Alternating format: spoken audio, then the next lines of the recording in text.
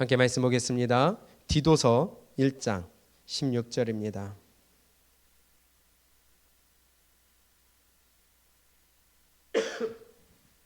디도서 1장 16절 우리 함께 한 목소리로 읽겠습니다. 많이 아시는 말씀이지만은 그래도 우리 글자를 보면서 큰 목소리로 함께 읽겠습니다. 시작. 그들이 하나님을 시인하나 행위로는 부인하니 가증한 자요 복종하지 아니하는 자요 모든 선한 일을 버리는 자니라. 아멘. 그들이 하나님을 시인하나 행위로는 부인하니 가증한 자요 복종하지 아니하는 자요 모든 선한 일을 버리는 자니라. 아멘. 이렇게 되지 않기를 원합니다. 근데 너무나도 많다는 거예요. 우리 2025년 표 복음에 합당하게 교회로 살라라는 표어로 올 한 해를 시작합니다. 복음에 합당한 교회로 살라. 복음에 합당하게 교회로 살라. 우리가 지난 시간에 우리가 말씀을 봤지만 교회는 건물이 아닙니다. 교회는 건물이 아닙니다. 교회는 모임도 아니고 교회는 어떤 장소도 아니고 교회는 뭐예요? 바로 구원받은 성도가 교회입니다. 아멘. 성경이 우리에게 이렇게 말씀하고 있는 거예요. 구원받은 백성들에게 원하시는 것은 하나입니다. 거룩하라는 거예요. 그 거룩함을 가지라는 것입니다. 내가 거룩하니 너희도 거룩하라 하신 것처럼 성경 곳곳에서 우리에게 거룩하게 살 것을 명령하고 계시다는 거예요. 이것이 바로 성전이요 교회라는 것입니다. 그래서 예수님의 피값으로 사셔서 우리가 하나님의 것이 됐기 때문에 하나님이 거룩하신 것처럼 너희도 거룩하라 하신 것이 성경의 명령이에요. 오늘 이런 제목으로 함께 말씀을 봅니다. 당신은 교회입니까? 2025년 표 다시 한번 말씀드립니다. 복음에 합당하게 교회로 살라. 복음에 합당하게 교회로 살라. 그러면 교회로 살려면 먼저 어떻게 해야 될까요? 교회로 살려면 먼저 어떻게 해야 될까요? 교회가 돼야 돼요. 교회가 돼야 교회로 살기를 시작을 하든지 말든지 하지, 교회가 되지 않았는데 교회로 산다는 것은 있을 수가 없는 일입니다. 다시 한번 교회에 대한 정의를 살펴볼까요? 고린도전서 1장입니다. 고린도전서 1장 2절이에요. 여기에 교회에 대한 정의를 정확하게 우리에게 말씀하고 있습니다. 두 가지 정의가 있어요. 우리 한번 읽어볼까요? 시작. 고린도에 있는 하나님의 교회 곧 그리스도 예수 안에서 거룩하여지고 성도라 부르심을 받은 자들과 각 처에서 우리 주 곧 그들과 우리의 주 대신 예수 그리스도의 이름을 부르는 모든 자들에게. 아멘. 여기 교회에 대한 정의가 있습니다. 첫 번째 교회에 대한 정의는 그리스도 예수 안에서 거룩하여지고 성도라 부르심을 받은 자들, 이들이 교회라는 거예요. 이게 교회에 대한 정의입니다. 예수 안에서 거룩하여지고 성도라 부르심을 받은 자들, 성도들이 교회입니다. 그 다음에 두 번째 정의가 있어요. 각 처에서 모든 곳에서 우리 주 곧 그들과 우리의 주 대신 예수 그리스도의 이름을 어떻게 하는 자요? 부르는 모든 자들. 각 처에서 예수를 주로 부르는 자들이라는 거예요. 그들이 뭐예요? 교회라고 하는 것입니다. 이 두 가지 정의를 합쳐볼까요? 한마디로 합쳐보게 되면 예수 그리스도 안에서 거룩하여지고 성도라 부르심을 받은 자들, 그리고 또 예수님을 주로 부르는 자들. 누가 이렇게 할 수가 있을까요? 서두에 말씀드린 것처럼, 시작할 때 말씀드린 것처럼 교회는 건물이 아닙니다. 교회는 구원받은 성도입니다. 그러면 지금 이 두 가지 교회에 대한 정의를 한 가지로 압축해 보면은 뭐예요? 구원받은 자들이라는 거예요. 구원받은 자들이 교회라는 것입니다. 다시 한번 2절을 읽어봅니다. 시작. 고린도에 있는 하나님의 교회 곧 그리스도 예수 안에서 거룩하여지고 성도라 부르심을 받은 자들과 또 각처에서 우리의 주 곧 그들과 우리의 주 되신 예수 그리스도의 이름을 부르는 모든 자들에게. 그런 누가 교회예요? 구원받은 성도가 교회라는 것입니다. 그렇기 때문에 교회로 살아가기에 앞서서 먼저 교회가 돼야 되겠어요. 그러면 그 교회가 돼야 된다는 것은 무슨 말이냐? 구원받아야 된다는 것입니다. 구원받은 자가 교회가 될 수 있기 때문이에요. 예수 그리스도를 믿어서 구원받아야 교회로 살아가지, 구원받지 않았는데 교회로 살아간다는 것은 있을 수가 없는 것입니다. 뭘 당연한 소리를 이렇게 하느냐? 할 수 있겠지만 아니에요. 그렇게 단순하게 얘기할 수 있는 일이 아닙니다.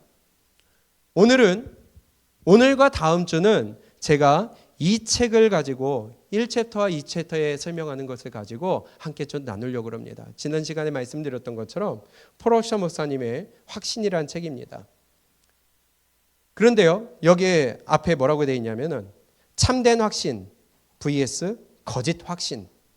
나의 구원 확신은 진짜인가? 하며 우리에게 심각한 질문을 던져줍니다. 전에 우리 유사 그리스도인이라는 책도 읽었어요. 그 책도 비슷해요. 여러분들의 구원은 진짜입니까? 가짜입니까? 그래서 이 책에서 진짜 구원받은 자의 증거를 성경을 통해서 하나하나 우리에게 캐묻고 있습니다. 이것을 우리가 올 한 해 동안에 올젠 기도회 때 나눠보려고 하는 거예요. 그것이 바로 오늘 말씀이에요. 오늘 1챕터의 내용을 가지고 함께 좀 나눠보려고 합니다. 당신은 교회입니까? 라는 이 질문은 당신은 구원받았습니까? 라는 질문이나 똑같다는 거예요. 그런데요, 이 구원을 너무 쉽고 간단하게 생각하고 너무나 당연하게 생각하기 때문에 생기는 오해가 있다는 것이에요. 문제가 생긴다는 거예요. 예를 들면 우리 함께 한번 찾아봅니다. 로마서 10장 10절입니다.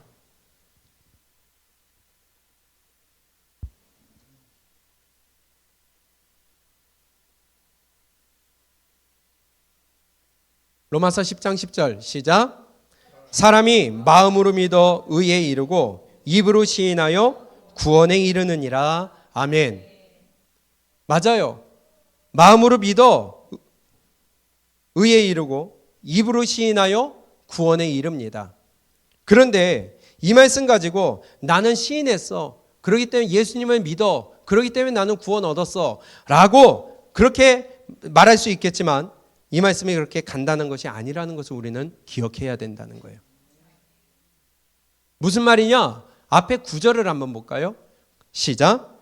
내가 만일 내 입으로 예수를 주로 시인하며 또 하나님께서 그를 죽은 자 가운데서 살리신 것을 내 마음에 믿으면 구원을 받으리라. 이렇게 했고 10절에 사람이 마음으로 믿어 의에 이르고 입으로 시인하여 구원에 이르느니라. 이렇게 말씀하신 거예요.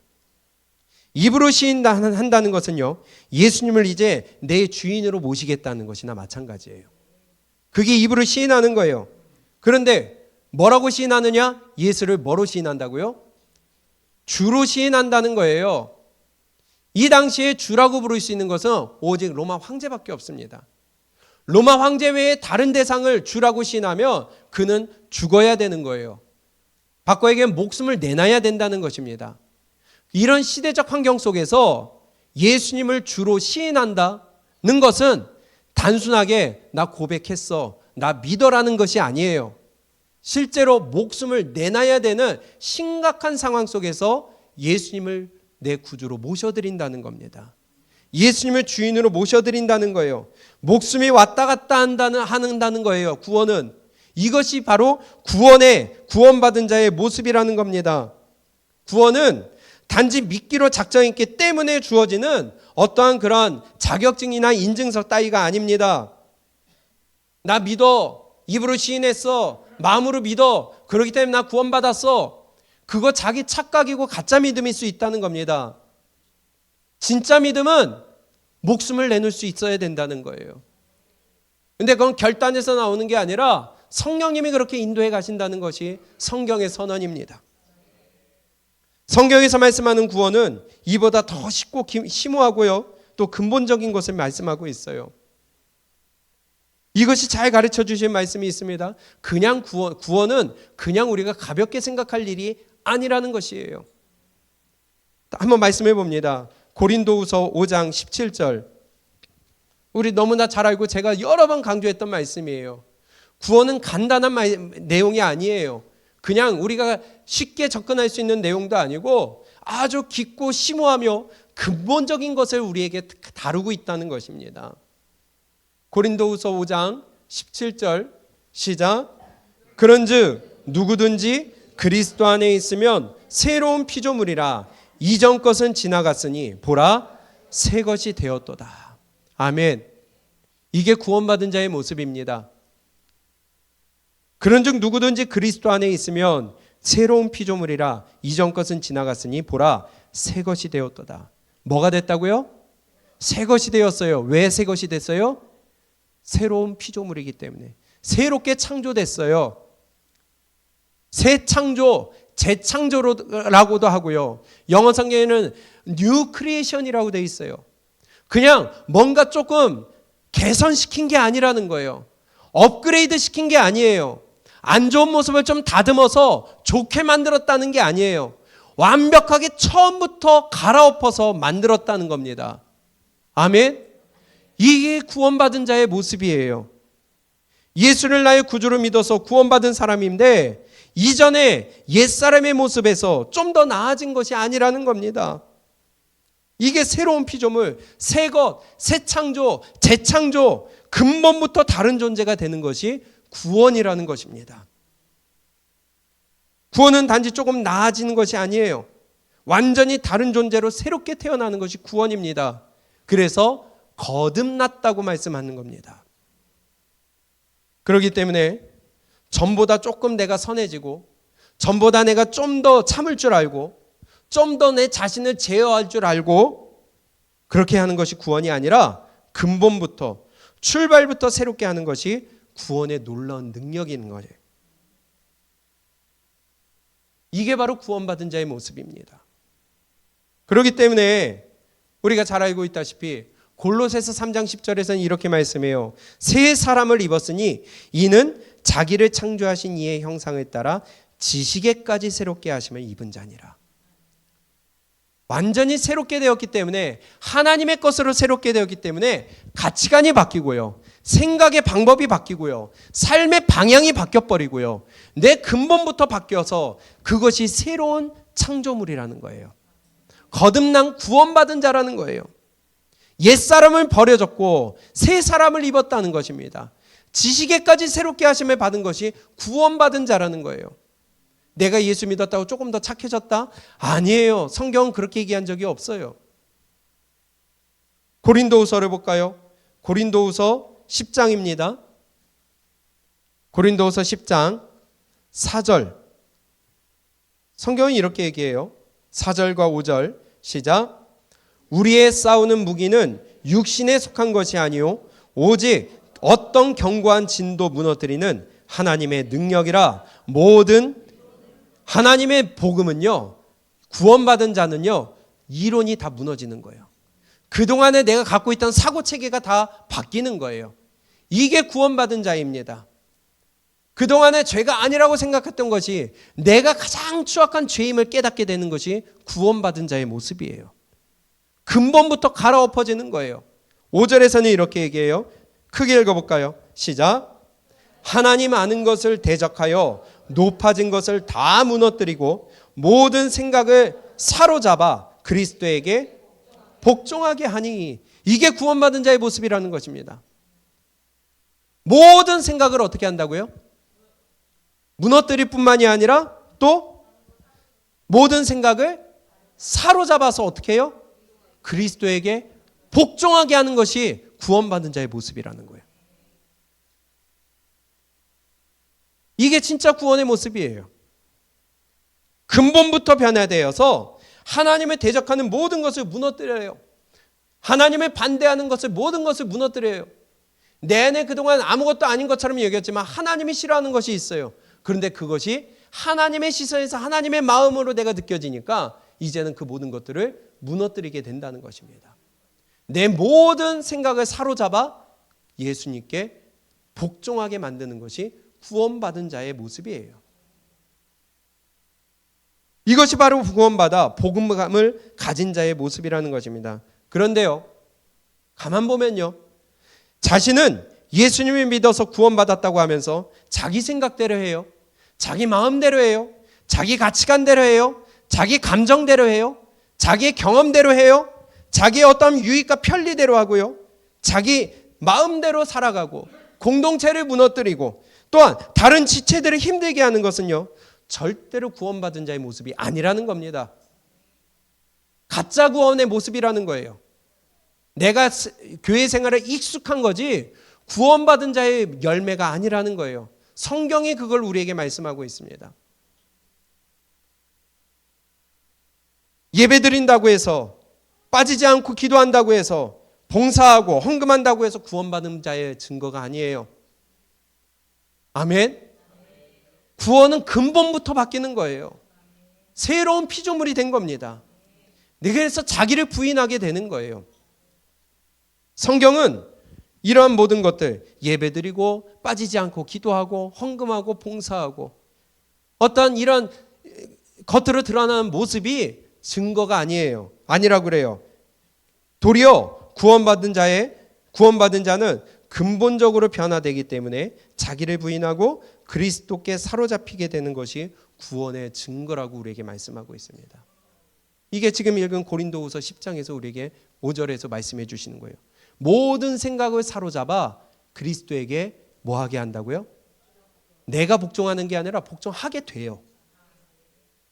그게 구원받은 자의 모습이라는 거예요. 그렇지만 우리가 잊지 말아야 될 것은 구원받았다고 해서 완벽하게 죄도 없고 완벽한 선의 모습과 실수하지 않고 죄를 짓지 않는다는 게 아니에요. 우리는 여전히 죄를 갖고 있어요. 하나님이 그렇게 여겨주실 뿐이에요. 그래서 간과하신다는 겁니다. 그러나 구원받은 자는 때로 넘어질 수도 있어요. 실수할 수도 있어요. 죄를 지을 수도 있어요. 그렇지만 그의 근본이 변화되었기 때문에 실수했다고 하더라도 다시 하나님이 원하시는 그 거룩함을 위해서 나아가는 자가 구원받은 자라는 거예요. 이게 다른 거예요. 구원받았다고 해서 완벽하게 변화되는 모습은 있을 수가 없어요. 우리는 주님 앞에 서는 날까지 계속해서 변화돼 나가야 돼요. 그러나 가짜 구원과 진짜 구원은 갈라지게 된다는 겁니다.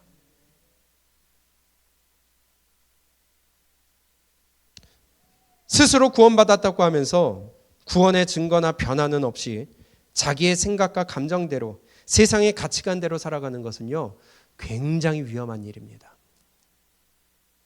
이 책에서는 이렇게 얘기해요.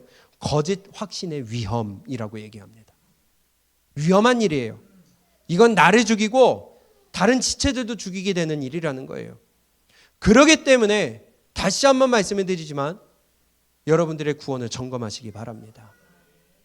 나의 구원을 점검하시기 바랍니다. 올 한해 우리가 교회로 살아가기 위해서 교회가 먼저 돼야 되는데 나는 진짜 교회인가? 나는 진짜 구원받은 자인가? 점검해 봐야 된다는 거예요. 때로는요, 우리가 그런 얘기를 해요. 이렇게 구원받았다고 하면서 아직 그런 모습들이 나타나지 않는 사람들, 그런 사람들을 가리켜서 육적인 그리스도인이다, 이런 표현을 합니다. 그런데요, 육적인 그리스도인이란 말은요, 처음부터 성립이 되지 않는 일이에요. 왜냐?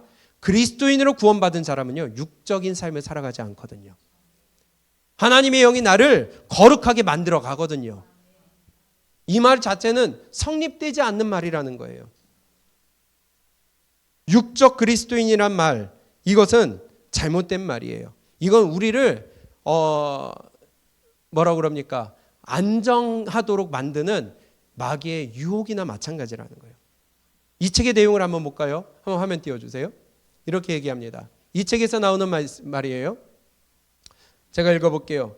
이는 기독교의 역사상 육적인 그리스도인이라는 말에 대한 표현을 가리키는 말이에요. 이는 기독교 역사상 가장 위험한 표현 가운데 하나다.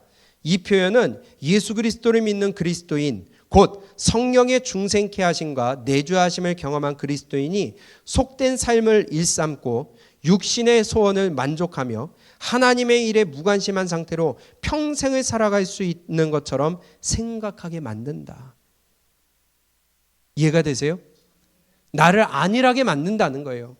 예수님은 입으로 시인하나 행위로는 부인하고 있으면서 나는 그리스도인이야, 이렇게 살아도 돼 하면서 스스로 안주하게 만드는 말이 뭐냐? 육적 그리스도인이라는 거예요.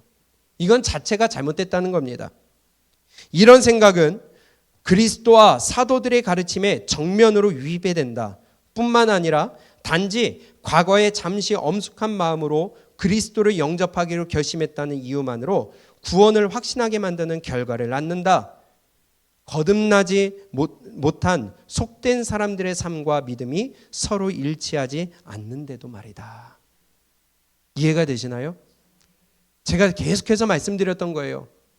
구원받은 자의 모습은, 구원받은 믿음은 나타날 수밖에 없다는 거예요. 열매를 보아 나무를 아는 거예요. 구원받은 자는 구원받은 자의 삶이 나타나는 겁니다.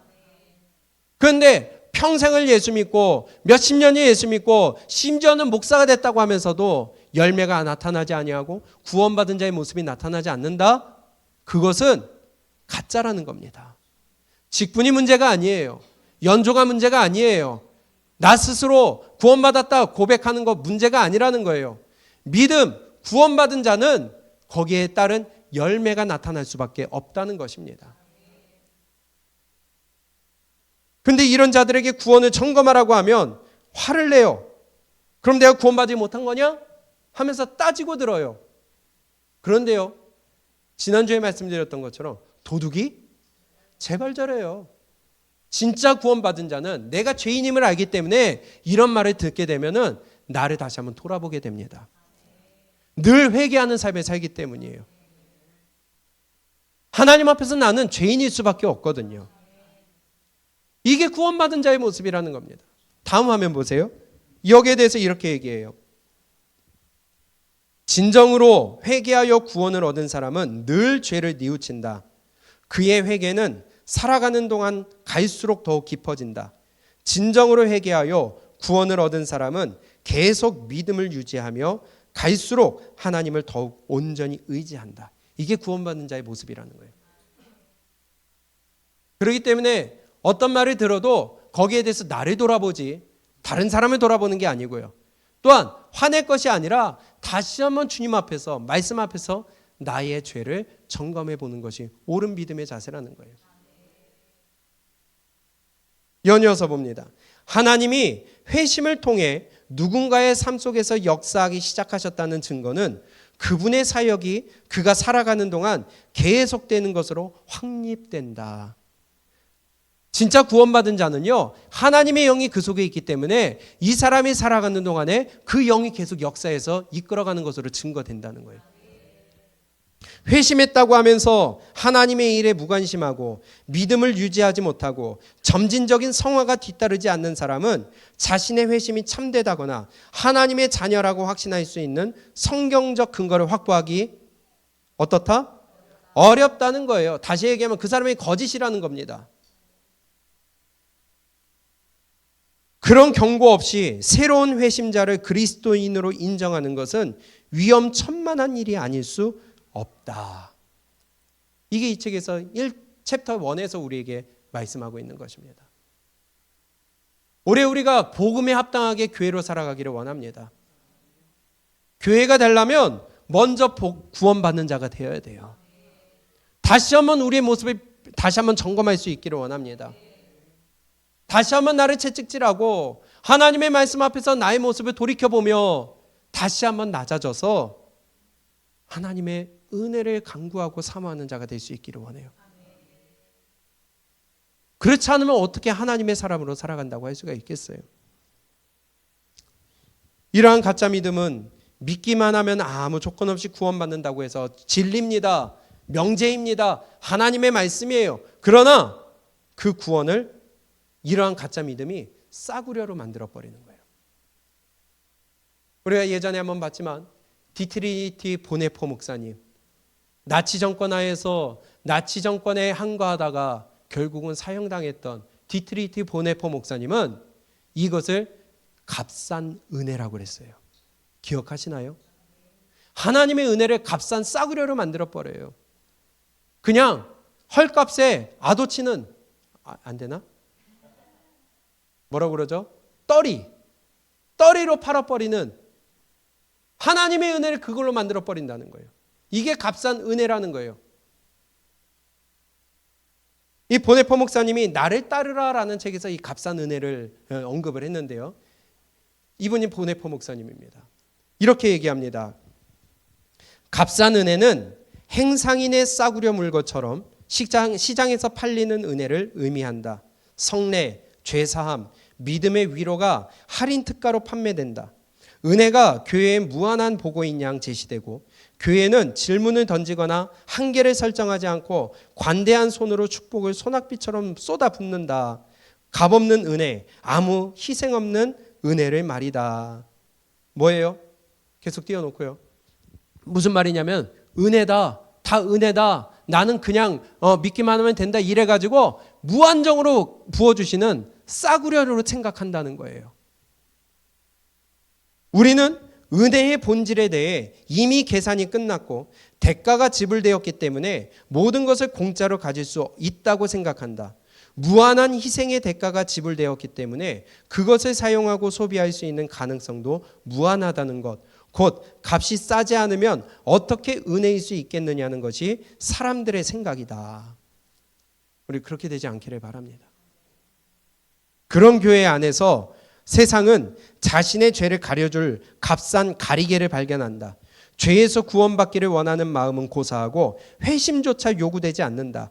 값싼 은혜는 죄인을 의롭게 하지 않고 죄를 의롭게 한다. 대단한 말이죠. 그 값싼 은혜는 죄인을 의롭게 만드는 게 아니라 죄를 의롭게 해가지고 나로 그냥 안정하도록 착각하게 만든다는 거예요. 사람들은 은혜가 모든 것을 해결해 주기 때문에 전과 다름없이 살아도 상관없다는 식으로 말한다.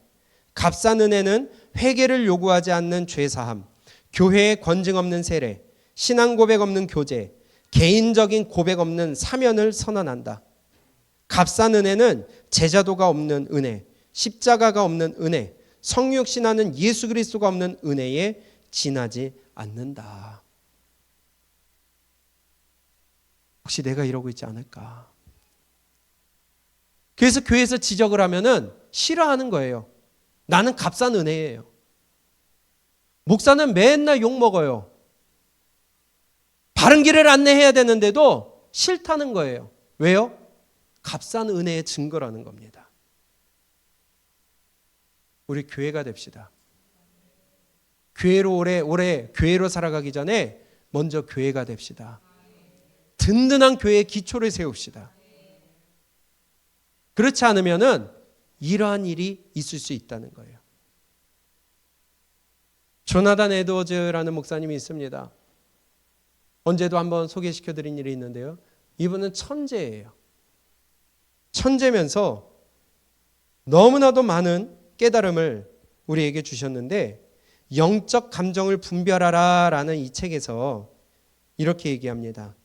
우리는 구원의 기쁨을 자연스럽게 나타나는 감정, 체험이 바탕이 된 진정한 믿음, 외적으로 끌어당기는 매력, 그럴싸한 체험을 바탕으로 하는 뜨거움은 있으나 진정한 믿음이 아닌 거짓 믿음을 분명히 구분해야 한다. 만약 진정한 믿음과 거짓 믿음을 구분하지 못한다면 다음과 같은 엄청난 결과를 초래할 수 있다. 첫째, 많은 사람이 하나님께서 기뻐하시지 않는 거짓 예배를 드리게 된다. 그러나 자기는 자신들의 예배를 하나님이 받으신다고 생각한다.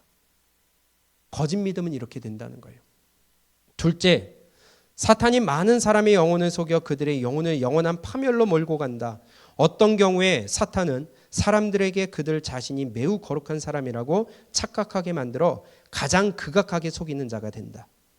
셋째, 사탄은 진정한 믿음을 진정한 믿음을 가진 자들의 신앙심을 손상시킨다.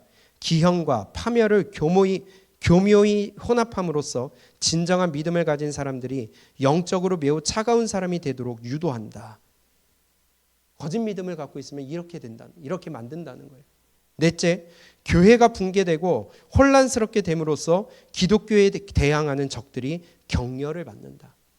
다섯째, 사람들로 하여금 그들이 하나님을 섬기고 있다는 착각이나 환상에 빠지게 함으로써 자신들이 억제할 수 없는 죄에 빠지게 한다.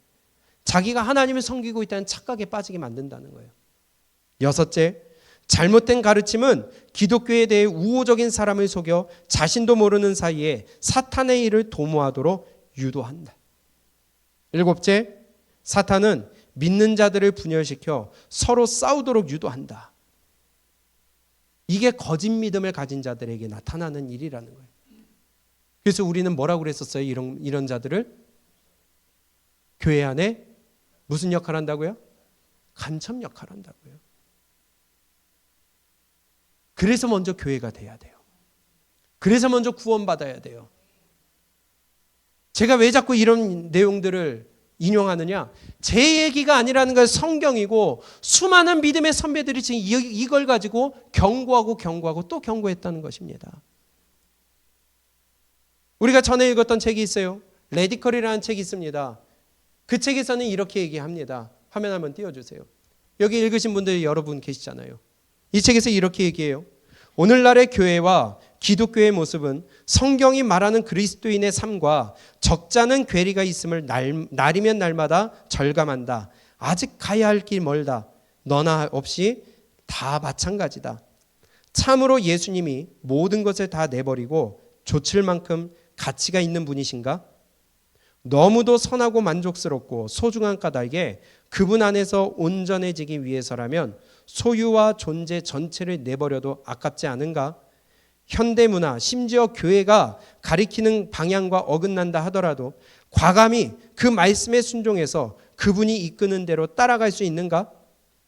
예수님을 따르려면 그야말로 모든 것을 다 내려놓아야 한다. 세상에 둘도 없이 가까운 사람들마저도 미워하는 것처럼 보일 만큼 전폭적으로 주님을 사랑해야 한다. 궁극적으로 예수님은 자신을 포기하라고 명령하셨다. 제자들은 확실성을 버리고 뭘 택했어요? 불확실성을 택했고요. 안전을 버리고 뭘 택했어요? 위험을 택했고요. 구차한 변명을 버리고 주님 따르기를 추구했어요. 이게 바로 구원받은 자의 모습이라는 거예요.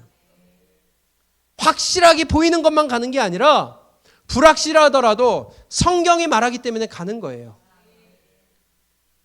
지금 내 생각과 다르지만은 하나님의 말씀이기 때문에 내 것을 내려놓고 가는 거예요. 그게 구원받은 자의 모습이라는 것입니다.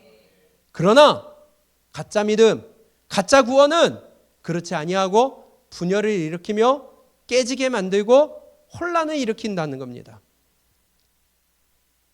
이러한 근본적인 변화가 바로 구원받은 자의 증거라고 할 수 있고 이러한 자가 교회로 살아갈 수 있는 것입니다. 완벽하다는 게 아니에요. 그러나 죄도 짓고 넘어질 수도 있지만 구원받은 자는 다시 하나님께로 방향을 잡는 거예요. 내 안에 일어나는 죄의 모습들을 끊어내기 위해 다시 한번 주님 앞에 엎드리고 그 길로 가기 위해 힘쓰는 게 구원받은 자의 모습이에요. 왜? 근본이 바뀌었기 때문에. 그렇기 때문에 천국 들어가고자 하지만 들어가는 자가 적다는 거예요. 나는 구원받은 줄 알고 있거든요. 아니라는 겁니다. 예수님을 나의 구주로 믿어 구원받으면 그 사람의 삶에는 반드시 변화가 일어날 수밖에 없습니다. 동의하세요? 아니, 동의 안 하셔도 상관없어요. 성경의 말씀이기 때문에. 구원받은 자는요, 변화가 일어날 수밖에 없어요. 왜냐하면 성령님이 거룩하게 이끌어 가시기 때문이에요. 예수님을 믿는데 변화가 없다? 그건 거짓이라는 증거입니다. 확실한 증거예요. 지난번에도 한번 소개시켜드린 일인데 조나단 에드워즈 앞에서 말씀드렸던 이 목사님이 말씀하셨던 구원받은 자의 증거를 이렇게 얘기합니다. 구원받은 자는 크고 지속적이고 괄목할 만한 변화가 있느냐. 이게 증거가 된다는 거예요. 첫 번째, 큰 변화가 있느냐. 두 번째, 지속적인 변화가 있느냐. 세 번째, 괄목할 만한 변화가 있느냐. 왜? 성령이 내 안에 거하시기 때문에. 근본적으로 새로운 피조물이 됐기 때문에. 그래서 다시 한번 내 믿음을 점검하고 내 구원을 점검해야 된다는 것입니다. 바꿔 얘기하면요.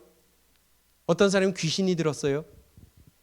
귀신이 들면은 사람이 변합니까? 안 변합니까? 귀신이 들어도 사람이 변해요. 귀신이 들어도 변한 증거가 나타나요. 삶의 이상 행동을 하든지, 그렇죠? 비정상적인 말을 하든지, 냄새가 나든지, 아니면 어떤 더러운 일을 하든지 비정상적인 일들이 나타난다는 겁니다. 하물며 귀신이 들어도 변화가 나타나는데 하나님의 영이신 성령이 내 안에 계신데 변화가 안 일어난다? 둘 중에 하나죠. 능력 없는 성령이든지 내가 가짜든지. 그러지 않겠어요? 구원받은 자에게는 반드시 변화가 일어난다는 겁니다.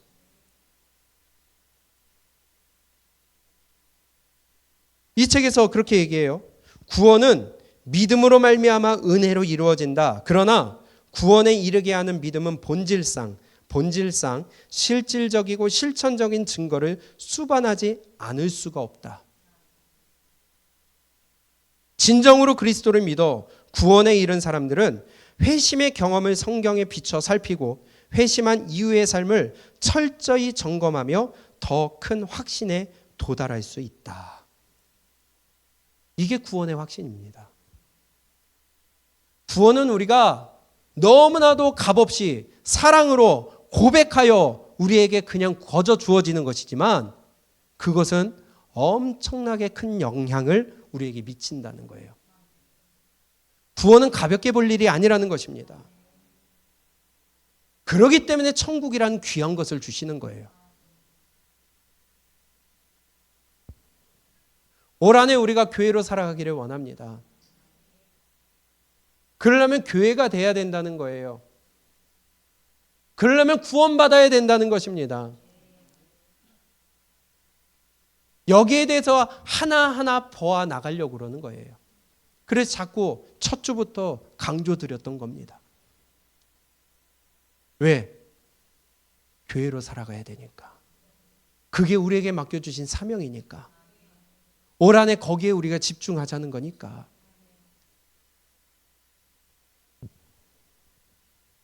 올 한해 우리가 복음에 합당하게 교회로 살아가기를 원합니다. 교회로 살기 위해서는 먼저 우리가 점검해야 될 게 무엇이냐? 나의 구원이 진짜인지 성경적인 점검이 있어야 되겠습니다. 그래서 부족한 면이 보인다? 하나님 앞에 회개하고 빨리 우리는 엎드려야 될 줄로 믿습니다. 이 땅에서 실컷 신앙생활 한다고 해놓고서는 주님 앞에 서서 나눠 모른다 하게 되면요, 이것처럼 억울한 일이 어디 있겠습니까? 근데 나는 믿는다고 확신을 하고 있거든요. 거짓인데도 불구하고. 그러니 이를 갈고 슬피 우는 거예요.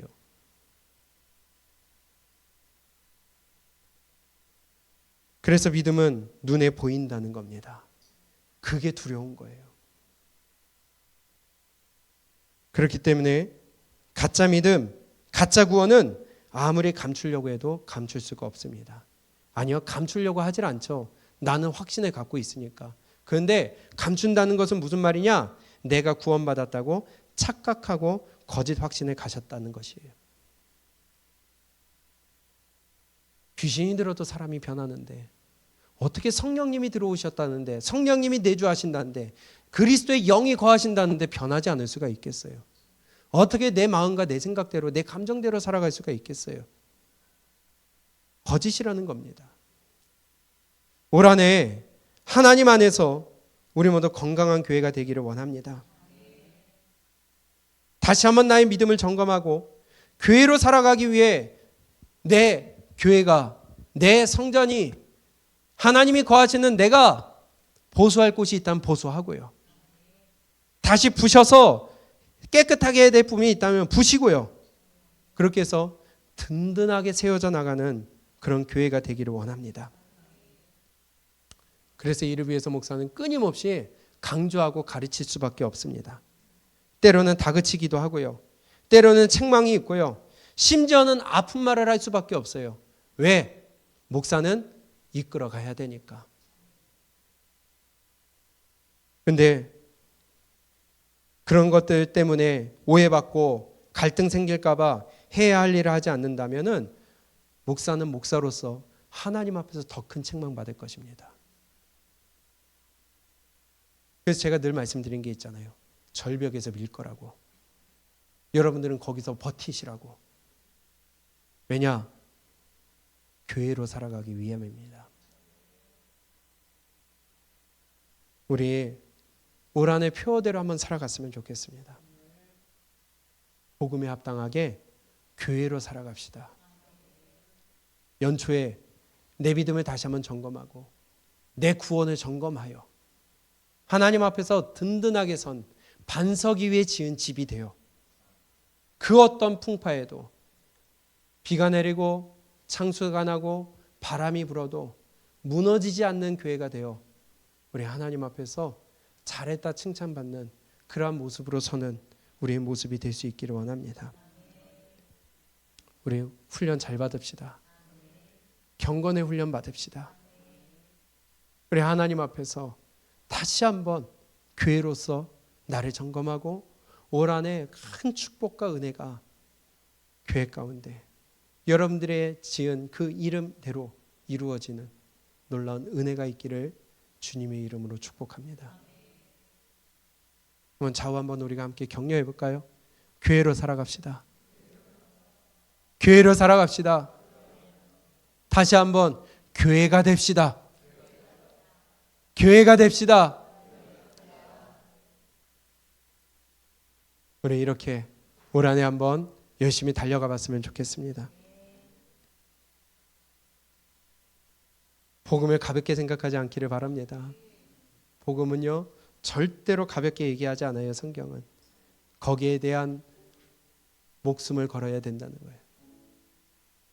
우리 다시 한번 복음 앞에 설 수 있기를 원합니다. 복음이 나를 붙들고 복음이 나를 이끌어가고 복음 안에서 내가 기쁨과 영광과 하나님의 교제가 우리 가운데 가득 넘칠 수 있기를 바랍니다.